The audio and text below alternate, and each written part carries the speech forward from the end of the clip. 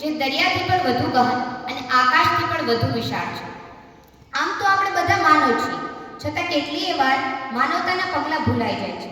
ત્યારે આ red cross society એ પગલાઓને શોધીને જીવમાં જીવ ભરે છે. કહેવાય છે કે માનવતાના આરંભ માટે માત્ર એક જ વ્યક્તિ પૂરતો છે.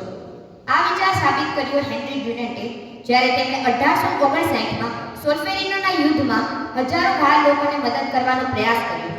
ત્યારબાદ જન્મ્યો રેડ ક્રોસ, એક એવી વિચારધારા જે માત્ર શબ્દોથી નહીં પરંતુ કાર્યથી જીવંત છે, જે કહે છે service two others is the rent you pay for your room here on અર્થ.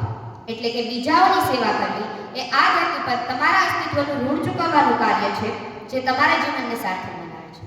વિશ્વના દરેક ખૂણામાં જ્યાં દુઃખ છે ત્યાં રેડ ક્રોસ છે. આ માત્ર એક કહેવાની બાબત નહીં, પરંતુ તેમના કાર્યોમાં પણ સાબિત થાય છે કે સેવા પરમો ધર્મ. રેડ ક્રોસના સ્વયંસેવકો પોતાનું જીવન જોખમમાં નાખી અને બીજાને મદદ કરવાનો પ્રયાસ કરે છે.